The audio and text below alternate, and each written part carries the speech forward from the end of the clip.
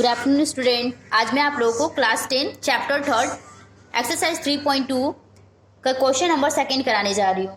Okay, तो चलिए इसकी सबसे पहले कुछ मैं आपको इंट्रोडक्शंस बता देती हूँ। टू वेरिएबल किसे कहते हैं?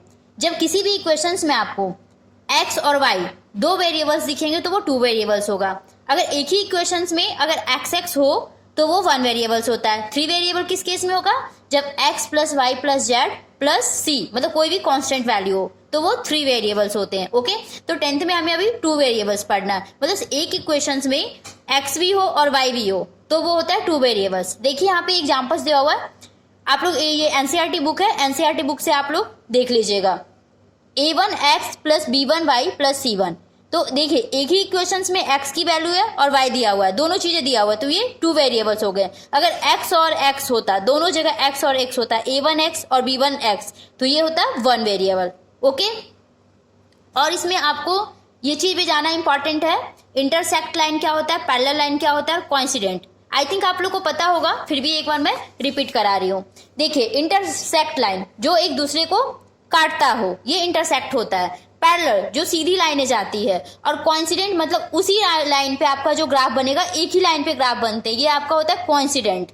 ओके, इसके साथ साथ कुछ चीजें और आपको जानना जरूरी है।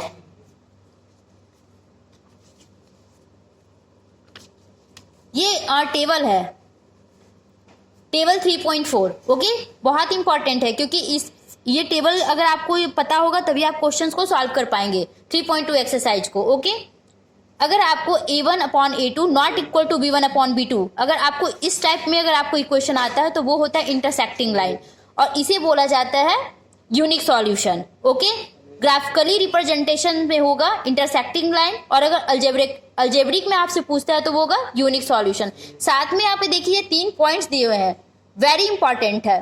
अगर आपका द लाइन में intersect in a single point, अगर एक पॉइंट पे अगर इंटरसेक्ट होता है तो वो होगा यूनिक सॉल्यूशन और constant pair of equation, consistent pair of equation. अगर पैरेलल लाइंस है तो ये होता है नो सॉल्यूशन। ओके, और इनकंसिस्टेंट पेयर ऑफ इक्वेशन, वहां पे आपको क्वेश्चंस दे दिया जाता है कि पैरेलल लाइन में कंसिस्टेंट होता है या इनकंसिस्टेंट होता है, तो ये चीजें आपको पता होना चाहिए कि इंटरसेक्टिंग लाइन मतलब a1/a2 not equal to b1/b2, तो इसकी जो सॉल्यूशंस होता है वो होता है कंसिस्टेंट। ओके, अगर पैरेलल का आपको इक्वेशंस मिल जाए मतलब a1/a2 equal to b1/b2 not equal to c1/c2, तो पैरेलल के केस में होता है इनकंसिस्टेंट पेयर ऑफ इक्वेशन। अगर आपके पास इक्वेशंस हो a1/a2 equal to b1/b2 equal to c1/c2, ये होता है कोइंसिडेंट लाइन। कोइंसिडेंट लाइन जब भी आपका कोइंसिडेंट लाइन का होगा तो आपका होगा इनकंसिस्टेंट, कॉन्स्टेंट लाइन में होता है कंसिस्टेंट। ओके, कंसिस्टेंट पेयर बनते हैं। तो क्वेश्चन आपसे पूछा जाएगा कि कंसिस्टेंट है या इनकंसिस्टेंट है। ओके, चाहे आपको इस टाइप का इक्वेशन दे दिया जाएगा a1/a2 not equal to b1/b2, तो ये भी पूछ सकता है ये कौन सा लाइन होगा, इंटरसेक्ट होगा, पैरेलल होगा या कॉन्सिडेंट होगा। इंटरसेक्ट लाइन जो एक लाइन को कट करती हो, पैरेलल जो कट नहीं करता हो, कॉन्सिडेंट मतलब एक ही लाइन पे आपकी ग्राफ बनता हो। ओके, चलिए तो हम लोग 3.2 के क्वेश्चन सेकेंड का सॉल्यूशन देखते हैं कि कैसे करना है। क्वेश्चन सेकेंड है, on comparing the ratio a1/a2 b1/b2 and c1/c2 find out whether the lines representing the following pairs of linear equation intersect at a point and parallel और coincident. हमें बताना है पैरेलल है, कोइंसिडेंट है या intersect है। Okay, तो intersecting का क्या होता है a1/a2 not equal to b1/b2। Coincident का केस कब होगा? जब a1/a2 equal to b1/b2 equal to c1/c2। Parallel का केस क्या होता है? a1/a2 equal to b1/b2 not equal to c1/c2। Okay, तो चलिए हम लोग क्वेश्चन फर्स्ट को सॉल्व करते हैं। 5x minus 4x plus 8 equal to 0, 7x plus 6y minus 9 equal to 0। a1 की वैल्यू क्या है? 5, a2 7, b1 की वैल्यू -4, b2 की वैल्यू 6, c1 की वैल्यू 8 और c2 की वैल्यू 9। ओके, तो यहां पे आप लिख देंगे a1/a2 5/7, b1/b2 -4/6 और c1/c2 की वैल्यू है 8 - 9। तो ऐसे लिख देते हैं 5/7 नॉट इक्वल टू -4/6 और नॉट इक्वल टू जब यहाँ पे नॉट इक्वल टू आ जाए तो आपको आगे चेक करने की जरूरत नहीं है। तो a1/a2 not equal to b1/b2, ये कौन सा आ गया? Intersecting line. तो आप क्या लिखेंगे? Intersecting line. ओके, आपको फर्स्ट का आंसर है इंटरसेक्टिंग लाइन। अब हम लोग इसके सेकेंड को सॉल्व करते हैं। 9x plus 3y plus 12 equal to 0, 18x plus 6y plus 24 equal to 0, 9, 18, 3, 6। C1 की वैल्यू 12 और 24। चलिए अब सबकी वैल्यू लिख लीजिए। A1 9/18, 9 1 जा 9, 9 2 जा 18। ओके, B1 3/6 और इक्वल टू 12/24, यानी ये भी 1 और 2। तो तीनों वैल्यू इक्वल्स आ रहा है ना, 1/2, 1/2, 1/2। जब भी आपके पास a1/a2 इक्वल टू b1/b2 और c1/c2 आए तो वो पैरेलल लाइन होता है, कॉन्सिडेंट लाइन होता है। ओके, तो आप क्या लिख देंगे?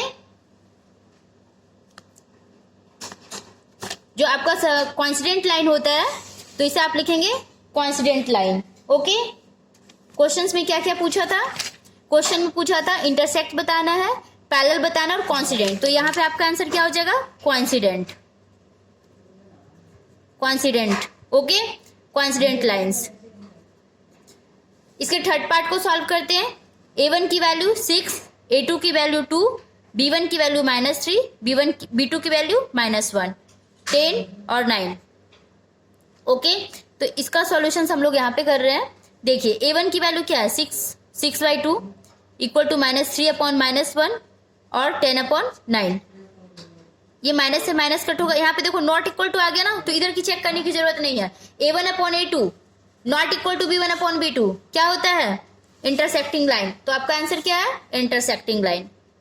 ओके, सेकेंड क्वेश्चन का सॉल्यूशन कंप्लीट हो चुका है। अब हम लोग थर्ड क्वेश्चन करते हैं। थर्ड क्वेश्चन है on comparing the ratio a1/a2, b1/b2 and c1/c2, find out whether the following pair of lines equation are consistent or inconsistent। तो कंसिस्टेंट किसे कहते हैं और इनकंसिस्टेंट किसे कहते हैं? जब आपकी equations a1/a2 not equal to b1/b2, intersecting line, जब भी ये केस आएगा उसे वो होता है consistent pair of equation. Okay, जब आपका a1/a2 equal to b1/b2 not equal to c1/c2, ये होता है पैरेलल लाइंस, और पैरेलल लाइंस को बोलते हैं इनकंसिस्टेंट। ये आपकी एनसीईआरटी बुक में रूल्स दिया हुआ है, तो ये आप लोग रीड कर लेंगे। Okay, a1/a2 equal to b1/b2 equal to c1/c2 coincident line, और इसे इनकंसिस्टेंट लाइन बोला जाता है। तो चलिए हम लोग क्वेश्चन सॉल्व करते हैं। फर्स्ट है 3x plus 2y equal to 5, 2x minus 3y equal to 7। a1 की वैल्यू 3, a2 की वैल्यू 2, b1 की वैल्यू 2, b2 की वैल्यू -3, c1 की वैल्यू 5 और c2 की वैल्यू 7। तो यहाँ पे आप लिख दो a1/a2 3/2, b1/b2 2/-3, c1/c2, c1/c2 की वैल्यू कितना है? 5/7। तो देखो a1/a2 not equal to b1/b2, क्योंकि 3/2 और 2 -3, तो नॉट इक्वल टू, तो इसके आगे वाले को हम चेक नहीं करते हैं। ओके, तो किस में आ रहा है? इंटरसेक्टिंग लाइन आ रहा है ना, और इंटरसेक्टिंग लाइन क्या होता है? Consist pair of equation. तो इसका आंसर क्या आ जाएगा? कंसिस्ट पेयर ऑफ इक्वेशन, क्योंकि इसमें बोला है कंसिस्टेंट और इनकंसिस्टेंट बताने के लिए। तो आपका आंसर क्या हो जाएगा? कंसिस्टेंट। क्यों हुआ? क्योंकि इंटरसेक्टिंग लाइन का जब भी आएगा a1/a2 not equal to b1/b2 intersecting line, उसे हम लोग बोलते हैं कंसिस्ट पेयर ऑफ इक्वेशन। तो आप लिख देंगे consist pair of equation. Okay, first part का सॉल्यूशन कंप्लीट हो चुका है। अब हम लोग करेंगे सेकेंड पार्ट। सेकेंड पार्ट देखो, 2x minus 3y equal to 8, 4x minus 6y equal to 9। a1 की वैल्यू 2, a2 की वैल्यू 4, b1 की वैल्यू -3, -6, माइनस से माइनस कैंसिल, 3 1 जा 3 2 जा, 2 1 जा 2 2 जा, c1 और c2 8/9। तो केसेस क्या बन रहे हैं? 1/2 equal to 1/2 not equal to 8/9। तो ये केसेस यानी पैरेलल लाइंस बन रहा है। पैरेलल लाइंस को क्या होता है? Inconsistent pair of equation. तो आप यहां पे लिख दो inconsistent pair of equation. Okay, inconsistent pair of equation. Third part solve करते हैं। देखो 3/2x plus 5/3y equal to 7। 2 और 3 का एलसीएम 6 होगा। 2 के टेबल में 6 कितने टाइम्स में आता है? 3 टाइम्स में। तो यहाँ पे आप लिखोगे 3 इंटू 3। ओके, 3 के टेबल में 6 2 टाइम्स, तो 5 इंटू 2y इक्वल टू 7। 3 3 जा 9x, 5 2 जा 10y, अपॉन में 6 इक्वल टू 7, तो 9x plus 10y equal to 7 6 जा 42। ओके, ये इक्वेशन फर्स्ट आ गया। इक्वेशन सेकेंड को भी सॉल्व कर लेते हैं, ऑलरेडी सॉल्व है। तो इसकी वैल्यू है 9x minus 10y equal to 14। तो a1 a2 9/9, b1 b2 10 minus 10, और c1 c2 की वैल्यू है 42/14। 9 से 9 कैंसिल हो जाएगा, 10 से 10, और 14 3 जा 42। ओके, तो हमारे पास क्या वैल्यू आ गया? 1/1 नॉट इक्वल टू 1 माइनस 1। तो जब यही पता चल गया कि a1 a2 not equal to b1 b2, then ये क्या हो जाएगा? Consistent pair of equation. तो आप लिख दोगे consistent pair of equation. Okay, consistent pair of equation. तो हमारा आंसर आ चुका है। अब हम लोग इसका करेंगे सेकेंड पार्ट को solve. Fourth question, fourth part. Okay, 5x minus 3y equal to 11 minus 10x plus 6y equal to minus 22। 5 minus 10 minus 3 6 और 11 अपॉन माइनस 22। ओके, 5 1 जा 5, 5 2 जा 3 1 जा 3 2 जा 11 1 जा 11 2 जा। तीनों वैल्यू इक्वल्स आ रहा है। 1 minus 2 equal to 1 minus 2 equal to 1 minus 2। Okay, तीनों जब तीनों इक्वल्स में आएंगे तो क्या आंसर हो जाएगा? कंसिस्टेंट। तीनों इक्वल्स आएगा तो कंसिस्टेंट। ओके, क्योंकि कॉन्स्टेंट लाइंस का केस बन रहा है। कॉन्स्टेंट का बन रहा है a1/a2 b1/b2 c1/c2, तो कंसिस्टेंट पेयर ऑफ इक्वेशन। तो लिख दो कंसिस्टेंट पेयर ऑफ इक्वेशन।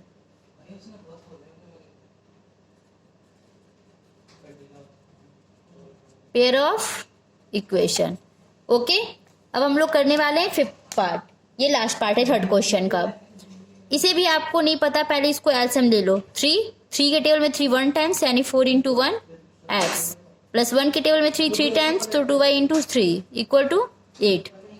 तो 4x plus 6y equal to 8 3 जा 24। ये इक्वेशन 1 है। इक्वेशन 2 है 2x plus 3y equal to 12। ठीक है, इक्वेशन 2। तो a1/a2, a1 की वैल्यू क्या है? 4/2, b1/b2 6/3, और c1/c2, c1/c2 की वैल्यू क्या है? 24/12। ओके, इसे कट करते हैं। 2 2 जा 4, 3 2 जा 12 2 जा। ओके, तो हमारा जो वैल्यू आया है 2 2 2 2 2 और 2, तीनों इक्वल्स आए ना। तो जब भी a1/a2 b1/b2 c1/c2 consistent pair of equation, तो आप लिख दो pair of equation is consistent. Okay, third question तक हम लोग ने सॉल्यूशन कर लिया। अब हम लोग क्वेश्चन फोर्थ करने जा रहे हैं। Question 4, which of the following pairs of linear equation are consistent, inconsistent? If consistent, obtain the solution graphically. जिसमें इसमें आपको सॉल्व करना और बताना है कंसिस्टेंट का केस है या इनकंसिस्टेंट का है। अगर कंसिस्टेंट आता है तो आपको उसको ग्राफिकली पे दिखाना है, इनकंसिस्टेंट को नहीं दिखाना है। तो ओके, चलिए हम लोग सॉल्व करते हैं। x plus Y equal to 5, 2x plus 2y equal to 10, a1/a2 b1/b2 c1/c2, a1/a2 1/2 b1/b2 1/2। क्योंकि y के पहले कुछ नहीं है तो आप y 1 लेंगे, x के पहले कुछ नहीं है तो 1 लेंगे, तो 1/2 1/2। 5/10 कट कर देंगे तो 1/2 आ जाएगा। कौन सा केसेस बन रहा है आपका? कंसिस्टेंट का, क्योंकि कॉन्स्टेंट लाइंस कंसिस्टेंट होते हैं। ओके, तो कंसिस्टेंट यहाँ पे आप क्या लिखोगे? यहाँ पे लिख दोगे आप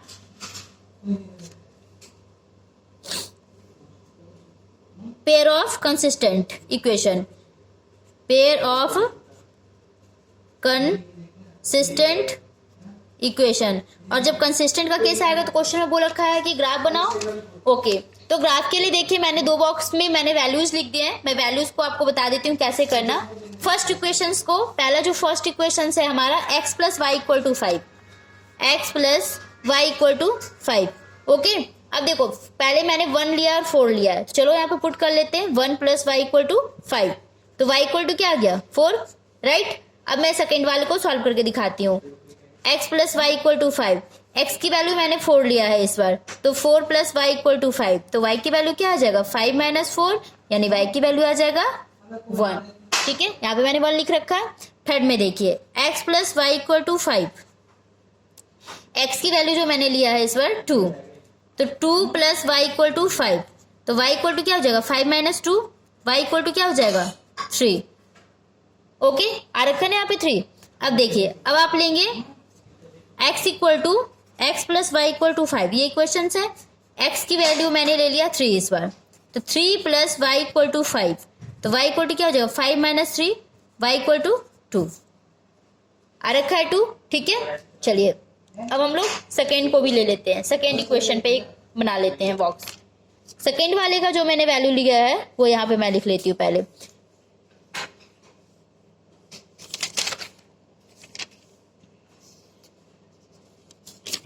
जो मैंने वैल्यू लिया 1 4 4 1 2 3, 1 4 4 1 2 3।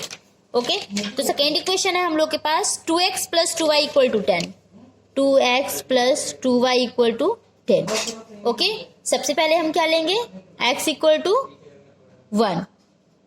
ओके, x की वैल्यू क्या ले रहे हैं 1, तो पुट कीजिए 2 into 1 plus 2y equal to 10, तो 2 प्लस 2y इक्वल टू 10, तो 2y equal to 10 minus 2, 2y equal to 8, y equal to 8/2, 2 4 जा 8, आ गया ना 4। चलिए फिर से लेते हैं 2x plus 2y equal to 10। इस बार मैं ले रही हूँ x की value 4, 2 into 4 plus 2y equal to 10, 8 plus 2y equal to 10, 2y equal to 10 minus 8, 2y equal to 2, y equal to 2/2, 1 आ गया 1। ठीक है, लास्ट हमें लेना है 2x plus 2y equal to 10। Okay, तो मैंने लिया है x equal to 2, 2 into 2 plus 2y equal to 10, 4 plus 2y equal to 10। Okay, यहाँ पे सॉल्व कर रही हूँ, तो 2y equal to 10 minus 4, 2y equal to 6, तो y इक्वल टू क्या हो जाएगा 6/2, 2 3 जा 6, y की वैल्यू हमारे पास 3 आ चुका है। ओके, देखिए मैंने लिया था 2 और 3। अब इन दोनों बॉक्स को ग्राफ पे हमें रिप्रेजेंट करना है। ओके,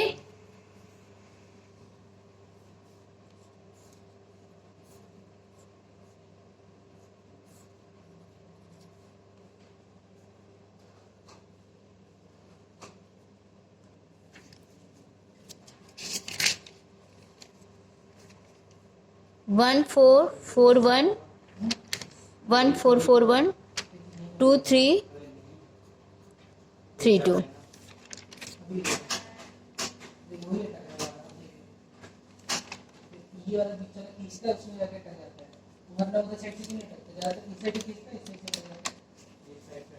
और इसमें भी मैंने वैल्यू 4 निकाले हैं, क्योंकि कॉन्स्टेंट में क्या होता है, कॉन्स्टेंट में एक ही ग्राफ पे बनता है। ओके, तो दोनों की वैल्यू सेम आनी चाहिए। तो दोनों में मैंने इस वाले ग्राफ में भी आप क्या करोगे, मैंने इसका दिखाया नहीं है 3/2 का, तो आप लोग वैल्यू पुट करके निकाल लेना। 4 वैल्यू निकालने हैं इसमें। सबसे पहले मैंने लिया था 1, तो 1 4 आ गए, फिर मैंने 4 1 लिया, फिर मैंने 2 3। ओके, चलो मैंने दिखा रखा है, तो इसमें भी हो गया 2 3, और एक वैल्यू और आप लोग और निकाल लेना 3 2 का। चलो मैं यहाँ पे दिखाई देती हूँ, 2x plus 2y equal to 10, तो अगर मैं 3 लेती हूँ x की वैल्यू, तो 2 into 3 plus 2y equal to 10, तो 6 प्लस 2y इक्वल टू 10, तो 2y इक्वल टू क्या आ जाएगा 4, तो y equal to 4/2, 2, y equal to 2 आ गया ना। ओके, यहाँ पे देख लो मैंने लिख रखा है 3 और 2। ठीक है, अब इसे ग्राफ पे सारी वैल्यू को दिखाते हैं। जो फर्स्ट है, एक नीचे की यहाँ पे मैं लिख रही हूँ। ओके, यहाँ पे लिख देती हूँ उधर की वैल्यू x और y। 1 4 4 1 2 3 और 3 2 ये वैल्यू आए थे। एक और क्रॉस चेक कर लेते हैं। 1 4 4 1 2 3 3 2।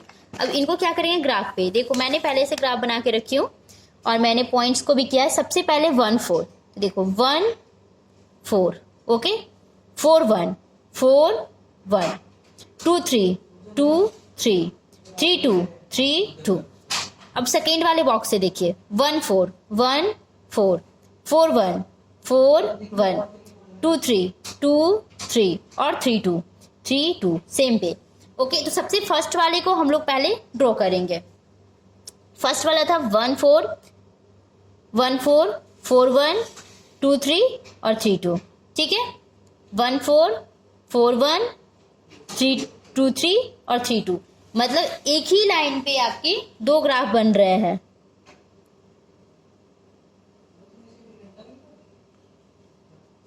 ओके तो आप क्या लिख दोगे, ये फर्स्ट ग्राफ से था। फर्स्ट ग्राफ का इक्वेशन क्या था अपने पास, फर्स्ट ग्राफ का इक्वेशन था x plus Y equal to 5।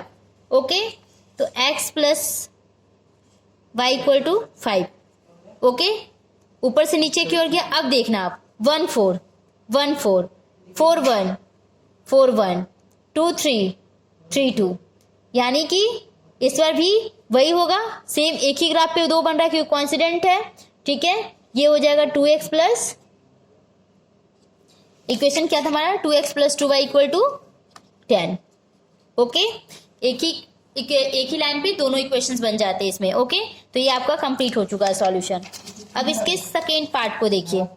Second part का क्वेश्चन है x minus y equal to 8 3x minus 3y equal to 16। a1 upon a2, a की वैल्यू x के पहले कुछ नहीं है तो 1 और a2 की वैल्यू 3। ठीक है अब देखिए b1 अपॉन b2 -1 -3 माइनस से minus cancel 1/3। c1 upon c2 -8 -16 minus से माइनस कैंसिल 1/2। तो a1 upon a2 equal to b1 upon b2 not equal to c1 upon c2। ये क्या होता है inconsistent, pair of inconsistent. Okay देख लो यहाँ पे a1 upon a2 b1 upon b2 not equal to c1 upon c2 parallels होता है और इसे हम बोलते हैं इनकंसिस्टेंट। ओके तो इसका हमें ग्राफ नहीं ड्रॉ करना है क्योंकि क्वेश्चन में बोला है कंसिस्टेंट के ग्राफ ड्रॉ करने हैं। ओके थर्ड है 2x plus y minus 6 equal to 0 4x minus 2y minus 4 equal to 0 a1 upon a2 equal to 2 upon 4 b1 upon b2 की value 1 upon -2 c1 upon c2 value -6 और -4 minus से minus cancel 3 upon 2 a1 upon e2 not equal to b1 upon b2 a1 upon a2 और not equal to b1 upon b2 intersecting line और वो होता है consistent, यानी इसके हमें ग्राफ ड्रॉ करने होंगे। ओके तो table for equation 1 2x plus y minus 6 equal to 0। Okay तो चलिए हम लोग करते हैं। मैंने वैल्यू पहले पुट कर लिया, अब आप लोग को मैं करके दिखा देती हूँ। 2x की वैल्यू मैंने 2 लिया है plus y minus 6 equal to 0। Okay 2 2 जा 4 plus y minus 6 equal to 0। 4 में से 6 जाएगा तो -2 plus Y equal to 0 -2 equal to minus y minus से माइनस कैंसिल वाई की वैल्यू कितना आ गया 2।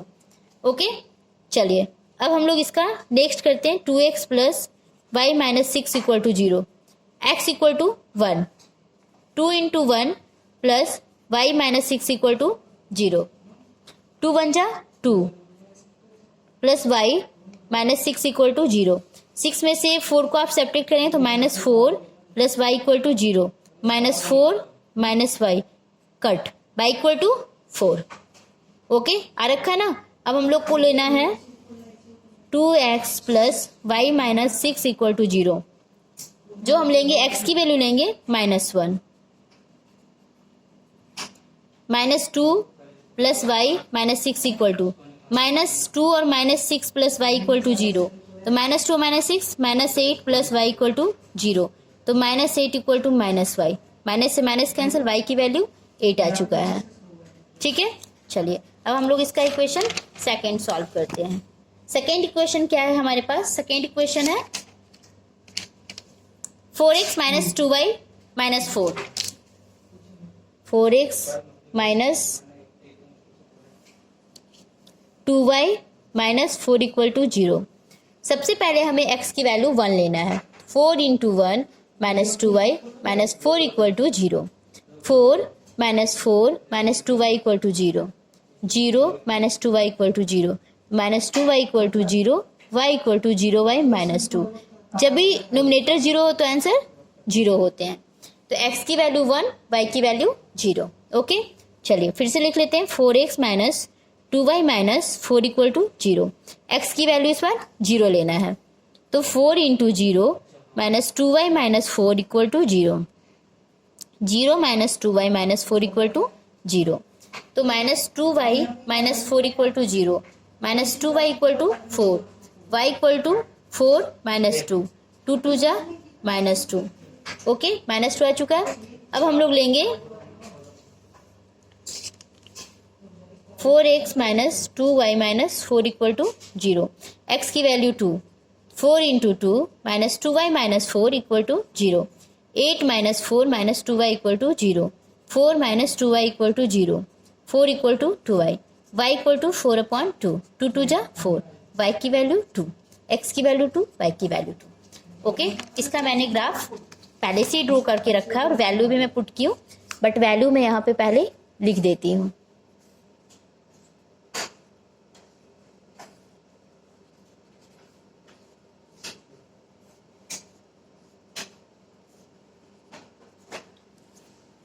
फर्स्ट ग्राफ की जो वैल्यू है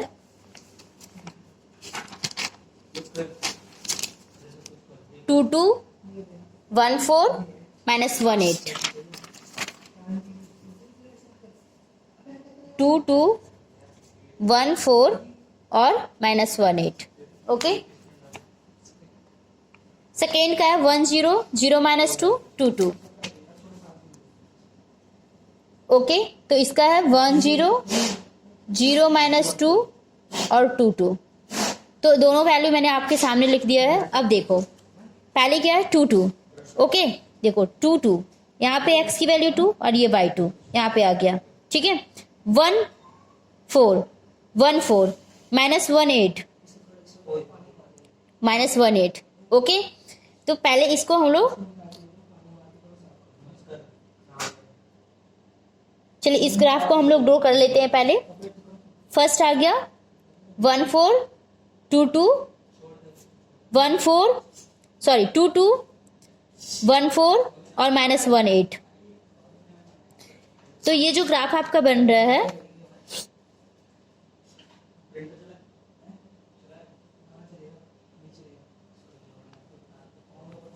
ओके, ये बन चुका है। कौन से इक्वेशन का है ये? फर्स्ट इक्वेशन था हमारा 2x प्लस वाई माइनस 6।